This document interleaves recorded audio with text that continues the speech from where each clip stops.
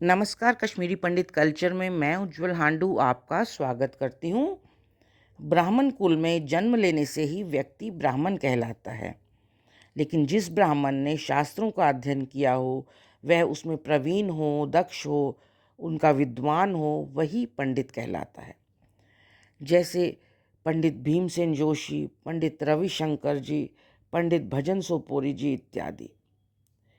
ये सभी अपने अपने क्षेत्र में महान विद्वान रहे हैं। कश्मीर में बसने वाले हिंदू समाज को सभी कश्मीरी भाषी लोग बट कहकर संबोधित करते हैं। वहीं शेष भारतवर्ष में इन्हें कश्मीरी पंडित के नाम से जाना जाता है। कश्मीरी हिंदू या कश्मीरी ब्राह्मण नहीं कहा जाता है। ऐसा क्यों है, आइए आज के वीडियो में जानते हैं। सबसे पहले हम अपने इतिहास को समझते हैं। कश्मीर का इतिहास 5000 वर्ष पुराना है। प्राचीन काल से ही यह ऋषियों और मुनियों की तपोस्थली रहा है। संस्कृत में पारंगत विद्वानों ने यहाँ पर बैठकर साहित्य की भी साधना करी और अनेक ग्रंथों की रचना करी। कलहन, बिलहन, मंखा, जोनराज, श्रीवर, क्षेमेंद्र, अभिनवगुप्त जैसे अनेक विद्वानों ने नाट्यशास्त्र, काव्यशास्त्र, आयुर्वेद, व्याकरण, इतिहास, धर्म और दर्शन जैसे कई विषयों पर अनेक महत्वपूर्ण ग्रंथ लिखे। नालंदा और तक्षशिला के समान ही यहाँ पर भी शारदा पीठ और विश्वेश्वर जैसे विश्वविद्यालय बने हुए थे। यहाँ पर संस्कृत भाषा के अनेक विद्वान होने के कारण देश विदेश से विद्यार्थी यहाँ सदियों से आते रहे हैं। इसी कारण यहाँ के राजाओं द्वारा अनेक स्थानों पर छात्रावास भी बनवाए गए थे। 6ठी-7वीं शताब्दी में आए चीनी यात्री हुआंग स्वांग और ओ कुंग ने भी अपने ट्रैवल अकाउंट्स में कश्मीर के इन विद्वानों का वर्णन किया है। कश्मीरी विद्वानों के ज्ञान को परखने सुदूर दक्षिण से स्वयं जगतगुरु आदि शंकराचार्य जी भी 6वीं शताब्दी में और वैष्णव मत को मानने वाले रामानुजाचार्य जी 11वीं शताब्दी में कश्मीर आए थे और उन्होंने भी कश्मीरी विद्वानों के ज्ञान का लोहा माना। ऐसे ही आदरणीय और सम्माननीय विद्वानों के लिए प्रयोग किए जाने वाला संस्कृत शब्द है भट्टारक। यह एक प्रकार की पदवी है जो कि व्यक्ति के नाम के साथ जोड़ी जाती थी, जैसे श्री भट्ट, शिव भट्ट या कर्पूर भट्ट। प्राचीन कश्मीर में भी संस्कृत के इन विद्वानों के नाम के साथ भट्टारक जोड़ा जाता था। आचार्य अभिनव गुप्त जी ने भी अपनी कृति ईश्वर प्रत्यभिज्ञा विमर्शिनी के एक श्लोक में भट्टारक शब्द का प्रयोग आदरणीय गुरु या महान गुरु के लिए किया है। जैसा कि आप जानते ही हैं कि कश्मीरी वर्णमाला में भ वर्ण नहीं होता है, उसके स्थान पर हम ब का प्रयोग करते हैं। इसीलिए भट्टारक का उच्चारण बट्टारक होने लगा और कालांतर में यह बट ही रह गया। आज बट का प्रयोग व्यक्ति विशेष ना होकर पूरे समुदाय के लिए होता है। 14वीं शताब्दी का प्रारंभ होते ही कश्मीर में इस्लाम का प्रवेश होता है और सदी पूरी होते होते कश्मीर एक मुस्लिम बहुल राज्य बन जाता है।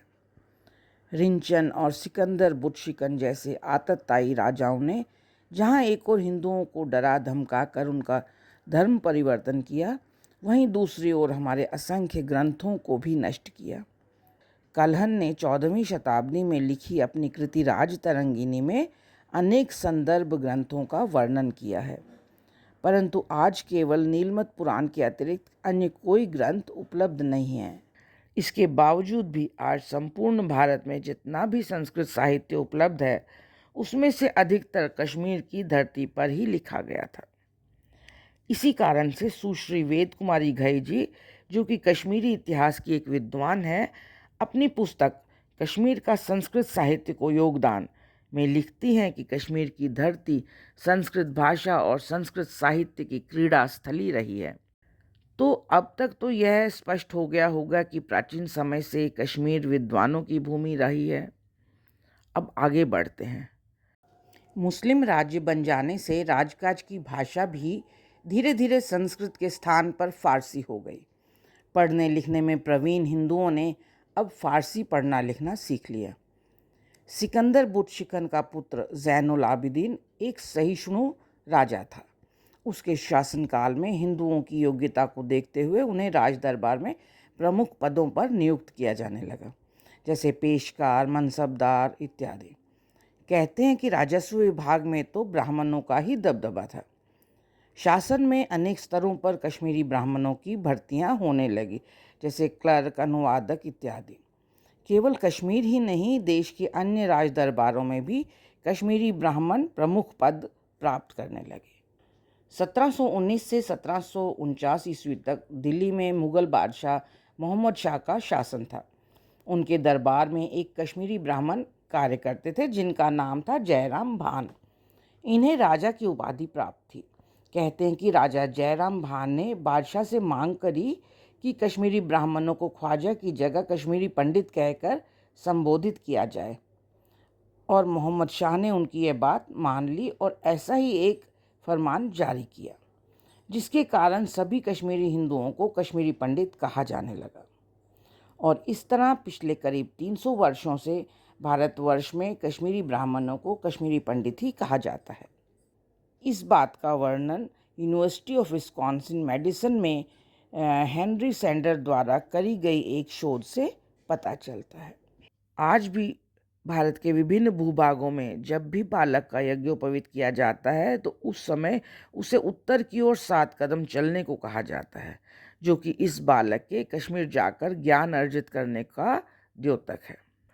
तो यह था मेरा आज का वीडियो। आशा करती हूँ आपको पसंद आया होगा। आप इसे लाइक, शेयर और कमेंट कीजिए, और मेरे सभी वीडियोस को सबसे पहले देखने के लिए मेरे चैनल को सब्सक्राइब करें और बेल आइकन दबाना ना भूलें। एक नए वीडियो के साथ जल्द ही आपसे दोबारा मिलती हूँ। तब तक के लिए नमस्कार।